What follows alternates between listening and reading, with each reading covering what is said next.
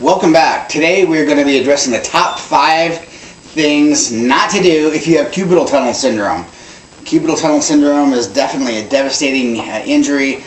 Surgeons want to reroute the ulnar nerve, which is insane unless it's a physical anomaly, but more than likely you would have experienced pain and dysfunction at an early age because the nerve would.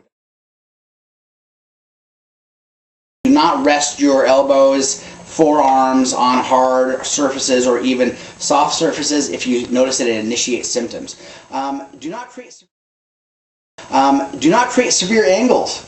Holding onto a cell phone, so like severe angles in flexion. When you flex your elbow, okay, the flexor muscles are often so tight. So I'm going to demonstrate it on this side. Are often so tight that again they'll trap the ulnar nerve in segments and hyperstretch it.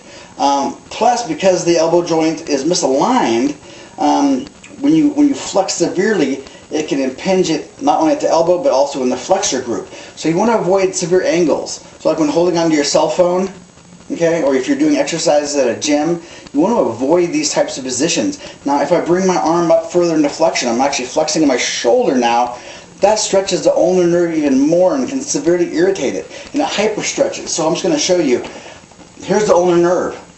These are muscles right here. It's sliding through the flexor muscles. You may have segments of the flexor muscle group that are in spasm. So what happens is as you're stretching or flexing the elbow, they get caught. So the muscle catches the ulnar nerve, and then so as you keep bending the elbow, so it's sliding through, catches, and then hyperstretches that nerve, and boy does that irritate it. That will fire it, and you will have seriously increased symptoms. So you want to avoid severe flexion. Also extension.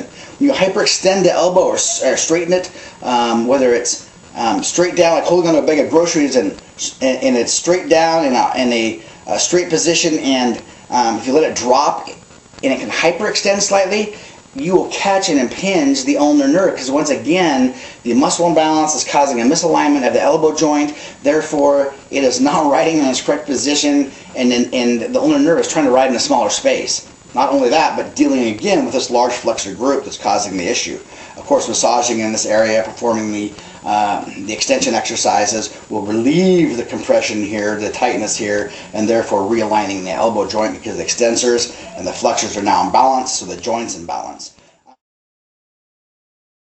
What else you want to avoid is overstretching. People oftentimes are like stretching the wrists and forearms. I mean, there's definitely, you want to stretch because you want to stretch this muscle group. And also the ulnar nerve stretch, which I show, which is rotating the hand in, pushing the elbow out, and you're stretching the ulnar nerve right here, but you're also stretching the flexor group. That is good, but don't overdo it. People sometimes will be doing it 20 times a day, and all you're doing is irritating it. Massage. Do not massage around the elbow joint, the bone itself, and where the ulnar nerve is. Do not massage in here. Only massage the flexor group in here, and of course perform. But people go to bed at night and they have serious issues with sleeping because they can't find a comfortable position on their elbow. Even resting your elbow on a mattress can hurt if the nerve is really inflamed. So what you need to do is place pillows beside you, so when you rest your forearm, see how my elbow joint is hanging off right here? I'm resting it, I can go to sleep, I feel no pressure. Sometimes you may want to, you can even place it so there's 2 pillows, and so it's gapped in here, and so I can rest and sleep. I'm laying on my back, and I'm now creating a space here, so there's no direct pressure here, there's no direct pressure on the flexor group, and you are reducing the irritation of the ulnar nerve. So again, these are the top 5 things you don't want to do if you want to increase your speed of recovery and get back to doing the things you love, eliminating the symptoms of cubital tunnel syndrome. So thanks again, and I will come up with some new videos soon. If you have questions or you'd like to see me make something new, let me know, and thank you.